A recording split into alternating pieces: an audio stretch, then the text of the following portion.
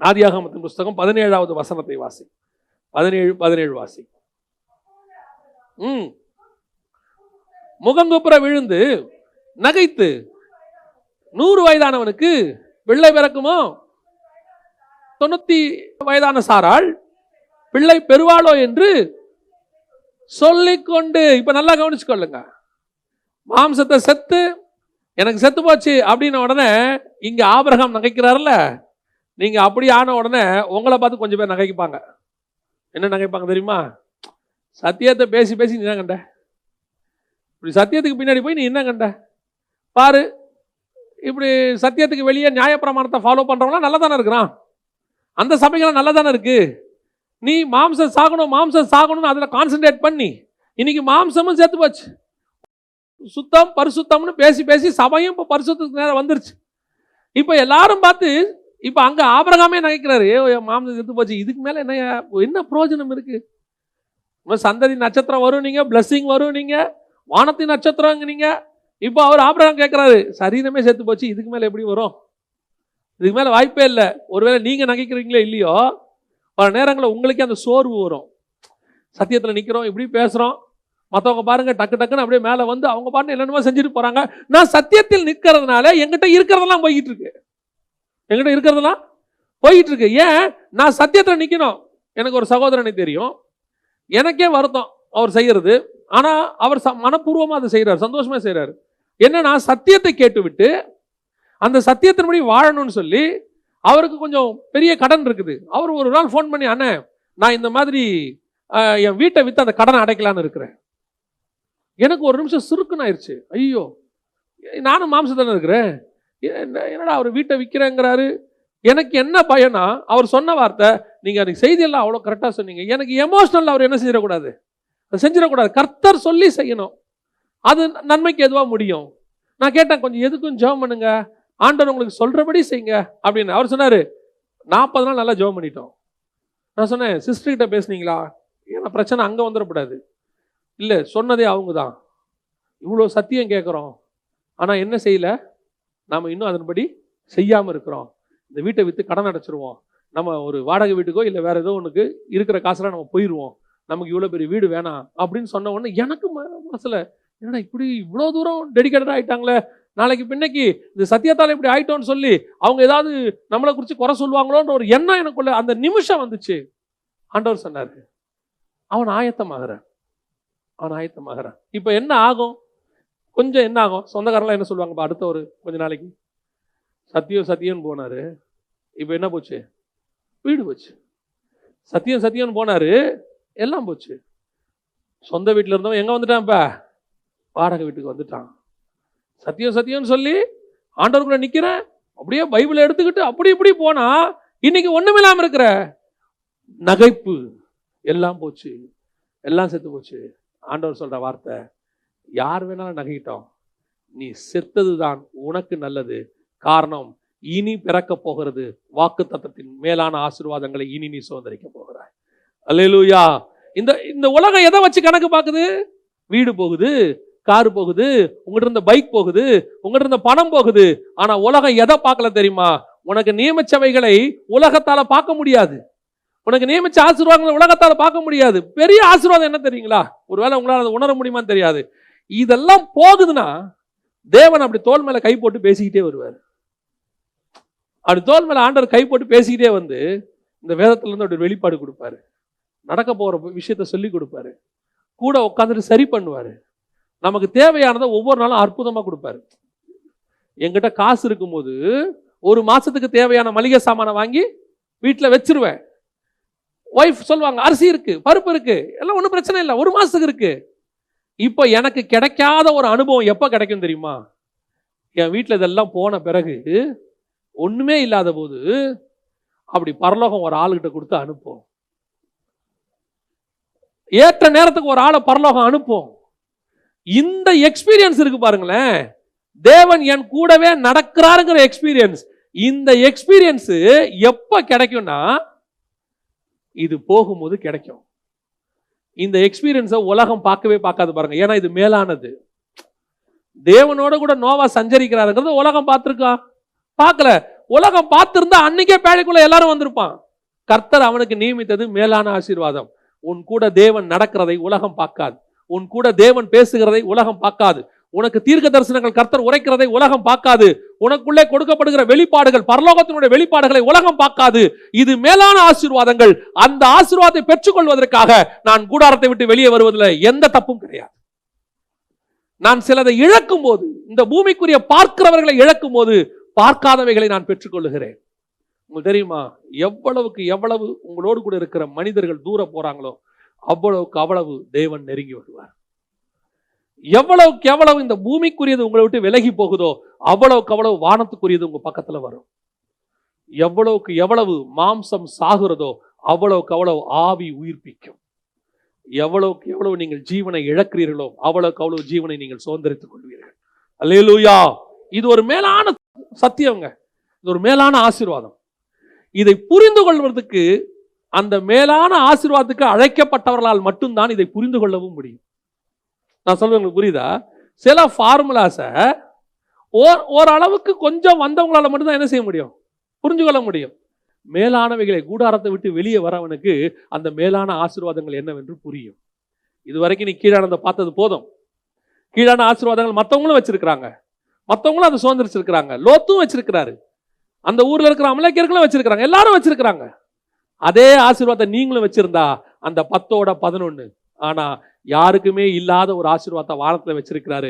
அது என்று பிரத்யேகமாக உனக்கு கொடுக்கப்பட்ட ஊழியமாக இருக்கும், பிரத்யேகமாக உனக்கு கொடுக்கப்பட்ட ஆவிக்குரிய அனுபவமாக இருக்கும், பிரத்யேகமாக உனக்கு கொடுக்கப்பட்டதான ஒரு விசேஷித்த கிருபாய் வரமாக இருக்கும்.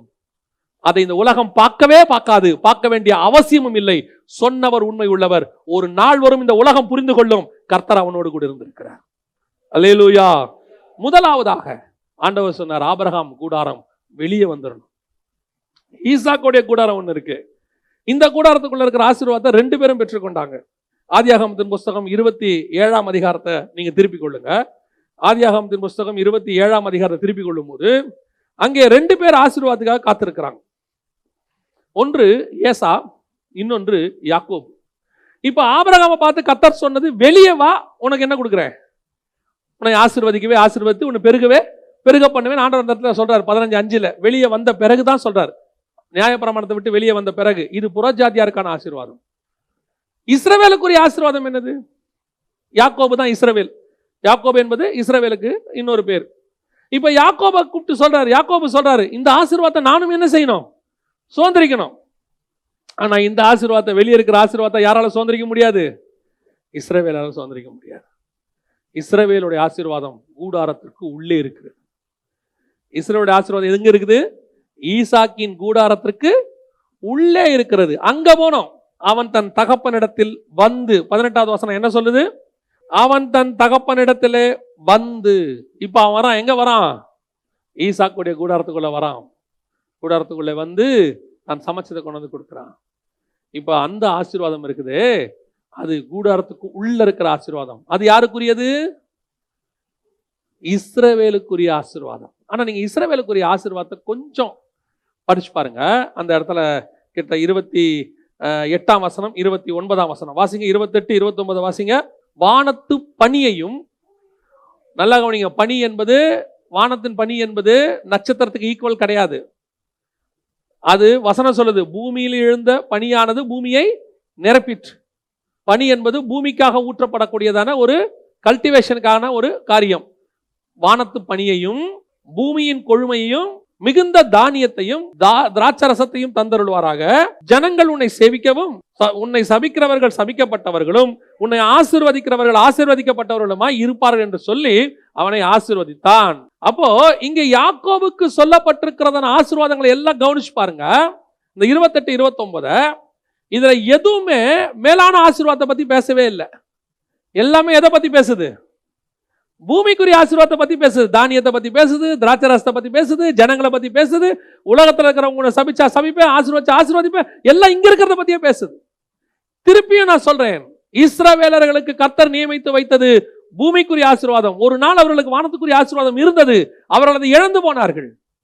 கர்த்தர் உங்களுக்கும் எனக்கும் அதை வைத்திருக்கிறார். உங்களுக்கு எனக்கு வச்ச ஆசீர்வாதம் மேலானது, உங்களுக்கு எனக்கு வச்ச உடன்படிக்கை மேலானது, உங்களுக்கு எனக்கும் தேவன் செலுத்தின விலைக்கிரயம் மேலான விலைக்கிரயம். அவர்களுக்கு ஆட்டுக்குட்டி, நமக்கு ஆட்டுக்குட்டியானவர். அவர்களுக்கு அப்பமும் ரசமும், நமக்கு அவரே ஜீவனும் பலனுமாய் இறங்கி வந்து எல்லாத்தையும் கடைசி சொட்டு ரத்தம் வரைக்கும் சிந்தினார். ஏங்க அது இஸ்ரவேலருக்கு இல்லையா? இருக்கு. அந்த இஸ்ரவேலர்கள் வந்து நம்முடைய பிரமாணத்தை ஏற்றுக்கொண்டால் அவர்களுக்கும் அது பொருந்தும். அப்போ இஸ்ரவேல் என்ற நியாய பிரமாணத்தை கூடாரத்துக்குள் இருக்கிறவர்கள் ஃபாலோ பண்ற ஆசீர்வாதங்கள் எல்லாம் என்னது? பூமிக்குரியது. இப்ப நீங்க கூடாரத்துக்கு உள்ள இருக்கிறத விரும்புறீங்களா, கூடாரத்துக்கு வெளியே இருக்கிறத விரும்புறீங்களா? இதுதான் கேள்வி. கூடாரத்துக்குள்ள இன்னைக்கு கடைசி காலத்துல சபை ரெண்டு வகையில இருக்கு. கூடாரத்துக்குள்ளேயும் இருக்கு, கூடாரத்துக்கு வெளியும் இருக்கு. ஒரு சிலர் கூடாரத்துக்கு உள்ள இருக்கிறதையே உங்களுக்கு போதிக்கிறார்கள், அதையே உங்களுக்கு போக்கஸும் பண்றாங்க, அதையே நீங்கள் விரும்பவும் செய்கிறீர்கள். இந்த பூமிக்குரிய பணி, இந்த பூமிக்குரிய தானியம், இந்த பூமிக்குரிய திராட்சரசம், இந்த பூமிக்குரிய வியாபாரம், இந்த பூமிக்குரிய செழிப்பு, இந்த பூமிக்குரிய ஜனங்கள். நான் சொல்வேன், புதிய ஏற்பாட்டை பொறுத்த வரைக்கும் நீடித்த ஆயுசு, பிள்ளை பேரு, இது எதுவுமே வாக்குத்தத்தம் அல்ல. புதிய ஏற்பாட்டை பொறுத்த வரைக்கும் மேலானது வாக்குத்தத்தம். அப்ப எல்லா ஆசீர்வாதங்களும் கிறிஸ்து இயேசுவுக்குள்ளாக ஆம் என்றும் ஆமென் என்றும் நிறைவேறுகிறது. இதெல்லாம் கடற்கரை மணலை போல தேவையானதை கர்த்தர் கொடுப்பார். புரியுதுங்களா? இப்போ நீங்க ஆண்டவரை ஏற்றுக்கொண்டு 35 வயசுல மரித்தாலும் ஆசீர்வாதம் தான். நியாய பிரமாணத்துல உன்னை எல்லாருமே சின்ன வயசுல செத்து போயிருவான், உன் வீட்டுல வயசானவனே இருக்க மாட்டானா, அதுக்கு பேர் சாபம். ஏலி வீட்டுல என்ன சொல்றாரு? உன் வீட்டுல எல்லாருமே இளம் வயதுல செத்து போயிருவாங்க, வயசானவன் ஒருத்தருக்கு, அதுனா அர்த்தம் எல்லாரும் அல்பாயுசுல செத்துருவாங்கன்னு அர்த்தம். அது சாபம். ஆனா புதிய ஏற்பாட்டுல நாம அத்தனை பேருமே கிறிஸ்துவுக்கென்று அல்பாயுசில் சாவதற்கென்று சந்தோஷப்படுகிறோம் இல்லையா? இயேசு கிறிஸ்துவே 33 வயசுல சாவறதுக்கு என்ன ஆயிட்டாரு? ரெடி ஆயிட்டாரு. பவுல் எப்ப சாவோன்னு எதிர்பார்த்து காத்திருக்கிறாரு. எத்தனை வயசுல எப்ப ரத்த சாட்சியா மரிப்போன்னு தெரியாது. சின்ன ஸ்தேவான் ஒரு வாலிப பிராயத்துல இருந்து ஒரு வயசான யோவான் வரைக்கும் சாகிறதுக்கு ரெடியா இருக்கிறாங்க. பேதுரு சொல்றாரு, நான் தேகத்தை விட்டு பிரியும் காலம் வந்தது, ஐ அம் ரெடி டு கோ. ஏன்? இந்த உயிர் எத்தனை வருஷம் இங்க இருக்குன்னு எனக்கு முக்கியம் இல்ல, எப்ப நான் அவரை பார்க்க போறேங்கிறதா எனக்கு முக்கியம். அதை சீக்கிரம் கூட்டிட்டு போனாலும் சோத்திரம், இல்ல நான் இருக்கிறது இங்க இருக்கு பிரயோஜனமா இருக்கணும் அவர் விரும்பி கொஞ்ச நாள் என்ன வச்சாலும் சோத்திரம். பழைய ஏற்பாட்டுல குழந்தை பிறந்தாதான் ஆசீர்வாதம், இல்லைன்னா பிள்ளை பெறாத மலடின்னு சொல்லி அவளை வேதனைப்படுத்துவாங்க. புதிய ஏற்பாட்டுல பிள்ளை பெறாத மலடியே மகிழ்ந்து களி கூறு. ஏன்? புதிய ஏற்பாட்டை பொறுத்த வரைக்கும் பிள்ளை பேர் என்பது மாம்சத்துக்குரியதல்ல, பிள்ளை பேர் என்பது ஆவிக்குரியது. உனக்கு குழந்தை பிறக்கலாம்னு ஒருத்தன் சொல்றானா? என்ன பிரதர், கல்யாணம் ஆகி 5 வருஷமாச்சு, உனக்கு குழந்தை இன்னுமே இல்லையா? எதுக்கு டாக்டரை பாருங்க? வேணாம் வேணாம், கர்த்தரையே பாருங்க. ஏன்? இயேசு கிறிஸ்துவின் ரத்தத்தை சிந்தி உங்களை கரெக்டான நேரத்துக்கு ரட்சித்து உங்களை ஞானசானம் கொடுத்து பரிசுத்த ஆவியானவராலையும் நிரப்பின ஆண்டவருக்கு உனக்கு குழந்தை கொடுக்கணுமா கொடுக்க வேணாமான்றதும் நல்லாவே தெரியும். வானத்திலிருந்து பரிசுத்த ஆவி உனக்குள்ள இறங்க தெரிஞ்சவருக்கு நிழலாடி ஒரு குழந்தைய கொடுக்க தெரியாதா? ஏன் அவர் கொடுக்கலாம்? ஏதாவது காரணமா இருக்கும். புதிய ஏற்பாட்டை பொறுத்த வரைக்கும் பிள்ளை பிறக்கலையா, கவலைப்படாதீங்க. நிறைய பேர் அப்படி இருக்கிறாங்க. அப்படியே போட்டு மருமகளை போட்டு அப்படியே கிரஷ் பண்றது. என்ன இத்தனை மாசம் ஆச்சு இன்னும் குழந்தை இல்லை, 1 வருஷம் ஆச்சு. எனக்கு ஒரு மகளை தெரியும், அவளுக்கு ரொம்ப ரொம்ப அருமையான மக, நான் பார்த்ததுல ரொம்ப இன்னசென்ட்டான கேர்ள். அந்த மகளுக்கு திருமணமாகி குழந்தை இல்லை. நான் சொல்றேன், குழந்தை இல்லையா, கர்த்தர் ஏதோ காரணத்துக்காக தான் குழந்தை. ஏன்னா அவள் அவ்வளோ ஆண்டவருக்கு ரொம்ப அன்பான பிள்ளை, நல்ல ஜெபம் பண்ணுவா, பைபிள் வாசிப்பா, எப்போ பேசினாலும் ஆண்டவரை பற்றி மட்டும்தான் பேசுவா. எனக்கு தெரிஞ்சு அவள் அன்வான்ட் வேர்ட்ஸ் பேசினதே கிடையாது. அவ்வளோ ஒரு அருமையான மக. குழந்தை இல்லை. குழந்தை இல்லையா, உடனே கூட்டு போய் அங்கே செக்கப் இங்கே செக்கப்னு பண்ணி ஒரு நாளைக்கு 10 ஊசி. ஃபோன் பண்ணி அழுவுறா, ஏன் ஆண்டவர் என்ன இப்படி நடத்துறாரு? ஆண்டவர் நடத்தல. இல்லை அப்போ ஆண்டவர் ஏன் குழந்தை கொடுக்கல? நான் என்ன கேட்குறேன், பழைய ஏற்பாட்டில் ரெபேக்காளுக்கு எத்தனை வருஷம் குழந்தை இல்லை? 20 வருஷம் குழந்தை இல்லை. பழைய ஏற்பாட்டில் சாராளுக்கு எத்தனை வருஷம் குழந்தை இல்லை? கிட்டத்தட்ட 99 வயசு வரைக்கும் குழந்தை இல்லை. விசுவாசம் பேச தெரியுது, பைபிள் பேச தெரியுது, சபையில போய் முன்னாடி நிக்க தெரியுது. ஏன் காத்திருக்க தெரியல? கர்த்தர் கொடுக்கிற வரைக்கும் ஏன் காத்திருக்க தெரியல? ஏன்னா இவங்க இன்னும் நியாய பிரமாணத்தை பிடிச்சிட்டு அலையிறாங்க. கிருபையின் பிரமாணத்தை பொறுத்த வரைக்கும் பிள்ளை பேர் இருக்கிறதோ இல்லையோ, நீடித்த ஆயுசு இருக்கிறதோ இல்லையோ, என்னை பொறுத்த வரைக்கும் நான் கிறிஸ்துவுக்குள் பிறந்து நான் கிறிஸ்துவுக்குள் மரிக்கிறேன். என்னை கிறிஸ்துவுக்குள்ளாக உயிர்த்தெழ பண்ணுகிறவர் ஒருவர் இருக்கிறார். அல்லேலூயா. இதுதான் மேலான ஆசீர்வாதம். இதை புரிஞ்சு கொள்றதுக்கு மேலான காரியம் வரணும் இல்லைங்க. என்ன யாரா இந்த உலகம் அப்படித்தாங்க பேசும். ஏன்னா அவன் நியாயப்பிரமாணத்துக்குள்ள உட்காந்துருக்கிறான், அவன் கூடாரத்துக்குள்ள உட்காந்துருக்கிறான். வெளியே உட்காந்துருக்கிற ஒன்று அவன் புரிஞ்சிக்கவே முடியாது. இப்போ எந்த ஆசீர்வாதம் வேணும்? ஈசாக்கு உள்ள 2 ஆசீர்வாதத்தை வச்சிருக்கிறார். ஒரு ஆசீர்வாதம் யாக்கோபு இஸ்ரவேலுக்குரிய ஆசீர்வாதம், இன்னொரு ஆசீர்வாதம் ஏசாவுக்குரிய ஆசீர்வாதம். அது கூடாரத்துக்குள்ளதான் இருக்கு. எல்லா ஆசீர்வாதமும் இஸ்ரவேலுக்கு போயிடுச்சு. நாமளும் இன்னைக்கு அதை தான் சொல்லிட்டு இருக்கிறோம். என்ன சொல்றோம்? இஸ்ரவேல் மாதிரி நம்மளெல்லாம் ஆண்டவர் நேசிக்கலீங்க. நம்ம ஆட்களே நிறைய பேருக்கு இந்த இன்ஃபீரியாரிட்டி காம்ப்ளெக்ஸ் ஒன்று இருக்கு. என்ன இன்ஃபீரியாரிட்டி காம்ப்ளெக்ஸ் தெரியுமா? இஸ்ரவேலை மாதிரி, யூதர்களை மாதிரி, அவங்கள மாதிரி. நான் சொல்றேன், அவர்களுக்கு சாலமோன், நமக்கு சாலமோனிலும் பெரியவர் நம்மோடு கூட இருக்கிறார். அவர்களுக்கு தேவாலயம், தேவாலயத்திலும் பெரியவர் நம்மோடு கூட இருக்கிறார். அவர்களுக்கு பிரமாணம், நமக்கு கிருபை. பிரமாணம் கொள்ளும், கிருபை ஜீவனை கொடுக்கும். அல்லேலூயா. எதுலங்க நாம குறைஞ்சிட்டோம்? எதுல குறைஞ்சிட்டோம்? ஆண்டவர் நம்மளை அப்படி ஆசீர்வச்சிருக்கிறார். ஆசீர்வாதத்தை பெற்றுக்கொண்ட யாக்கோபு இஸ்ரவேல், அவன் பெற்றுக்கொண்டான் பூமிக்குரிய ஆசீர்வாதம் எல்லாத்தையும் பெற்றுக்கொண்டான். குறையா சொல்ல, இஸ்ரவேலர்கள் மூத்த சகோதரர்கள் தான். அவர்களை அந்த ஒலிவ மரத்தில் ஒட்ட வைக்கப்பட்ட காட்டு ஒலிவ மரம் தான் நம்ம. அவர்களுடைய குறைபாடே நமக்கு இவ்வளவு ஆசீர்வாதமா இருக்குமானால் அவருடைய ஆசீர்வாதம் நமக்கு எப்படி இருக்கும் பூமிக்குன்னு சொல்லி பவுல் கேட்கிறாரு. எந்த மாற்று கருத்தும் இல்லை. உங்களுக்கும் எனக்கும் அந்த இன்ஃபீரியாரிட்டி காம்ப்ளெக்ஸ் வரக்கூடாதுன்னு நான் சொல்றேன். நீங்களும் நானும் அவனை பார்த்துட்டு என்ன செய்யக்கூடாது? அவனை மாதிரி ஆசீர்வதிங்க. இஸ்ரவேல் மாதிரி நம்ம வரணும். இஸ்ரவேல் இல்லைங்க, உங்களுக்கு எனக்கும் வேற வச்சிருக்கிறார். அதே கூடாரத்துக்குள்ள ஏசாவை பார்த்து ஒரு வார்த்தை சொல்றாரு. ஏசா அரபியர்கள், அவங்களுடைய சந்ததி தான் ஏசா. ஏசா தான் பின்னாட்கள் அரபியர்களாக மாறிட்டாங்க. இந்த ஏசாவுக்கு ஆண்டவர் சொல்ற வார்த்தையும் பூமிக்குரிய ஆசீர்வாதம் தான். ஒரு வார்த்தை ஒன்று சொல்வாரு, பூமியின் சாரத்தோடு. 39ஆம் வசனம் வாசிங்க. ஆதியாகமம் 27:39. உன் வாசஸ்தலம் பூமியின் சாரத்தோடும். இந்த சாரத்தோடும்னா என்ன? பூமியின் சாரம்னா ஜூஸ். அதைத்தான் அரபியர்கள் எடுத்துக்கிட்டு இருக்கிறாங்க. பூமியிலிருந்து ஜூஸ் எடுத்துக்கிட்டு இருக்காங்க. என்ன எடுக்கிறாங்க? நீங்களும் நானும் தண்ணி எடுத்துக்கிட்டு இருக்கோம், அவன் பெட்ரோல் எடுத்துக்கிட்டு இருக்கிறான். உன்னுடைய ஆசீர்வாதம் எதோடு இருக்கும்? பூமியின் சாரத்தோடு. பூமியில இருந்து அவனுக்கு எல்லா ஆசீர்வாதமும் கிடைக்கும். புறஜாதியாருக்கும் அதே ஆசீர்வாதத்தை ஆண்டவர் வச்சாரு. ஆனா அவனுக்கு கடைசியா முடிக்கும் போது ஒன்னு சொல்லி முடிப்பாரு பாருங்க. ஏசாவை பார்த்து ஈசாக்கு. அடுத்த வசனம், உன் பட்டயத்தினாலே நீ பிழைத்து உன் சகோதரனை சேவிப்பாய். நீ மேற்கொள்ளும் காலம் வரும்போதோ உன் கழுத்தில் இருக்கிற அவனுடைய நுகத்தடியை முறித்து போடுவாய் என்றான். இதான் ரொம்ப இம்பார்ட்டன்ட். இஸ்ரவேலை புறஜாதியார் மேற்கொள்ளும் காலம் வரும்போதோ, நடுவுல மத்தியஸ்தர் தான் இயேசு கிறிஸ்து, அதான் ஈசாக்கு. அங்க 2 பேருக்கும் ஆசீர்வாதம் வருது. அவனுக்கும் பூமிக்குரிய ஆசீர்வாதம் வந்துச்சு, இவனுக்கும் பூமிக்குரிய ஆசீர்வாதத்தை சொல்லிட்டாரு. ஆனா சொல்லிட்டு ஒரு வார்த்தை சொல்றாரு புறஜாதியாரை பார்த்து, காலம் வரும்போதோ அவன் நுகத்தடியை நீ முறித்து போடுவாய். இந்த காலம் எப்போ வந்ததுன்னா, இயேசு கிறிஸ்து வரும்போது இஸ்ரவேலுக்கு இருந்தான நுகத்தடியை முறித்து போட்டு உங்களையும் என்னையும் கர்த்தர் சுதந்திரவாளியாய் மாற்றிக்கொண்டார். உங்களையும் அதான் ஏற்றுக்கொண்டவர் எத்தனை பேரும் அத்தனை பேரும் பிள்ளைகளாகும்படிக்கு கர்த்தர் அதிகாரம் கொடுத்து வச்சிருக்கிறார். அல்லேலூயா. இந்த நுகத்தடி முறித்து போடப்பட்டது. கர்த்தர் உங்களை என்னையும் சுதந்திரவாளியாய் மாற்றிக்கொண்டார். இப்ப 2 பேருமே இயேசு கிறிஸ்துன்னு புறப்பட்டோம். இப்ப 2 பேருக்கும் ஆசீர்வாதம் இருக்கு. இஸ்ரவேலுக்கும் இருக்கு, புறஜாதியாருக்கும் இருக்கு. 2 பேருமே அந்த கூடாரத்தை விட்டு வெளியே வந்துட்டாங்க. இப்போ கூடாரத்தை விட்டு வெளியே வந்த காலம் இது. 2 பேரும் வெளியே வந்தாச்சு. 2 பேருக்குமே ஆசீர்வாதம் இருக்கு. 2 பேரும் கர்த்தர் வச்சிருக்கிறாரு. இப்ப இஸ்ரவேலும் என்றும் இல்லை, புறஜாதியாரும் என்றும் இல்லை. அதான் சொல்றாரு, அவர் யூதன் என்றும் இல்லை, கிரேக்கன் என்றும் இல்லை, நம்மளை இருவரையும் அவர் தம்முடைய மரணத்தினாலே ஒப்புரவாக்கினார். அல்லேலூயா. இப்ப நமக்கும் எல்லா ஆசீர்வாதமும் இருக்கு. பூமிக்குரிய ஆசீர்வாதம் கிடையாதா? இருக்கு.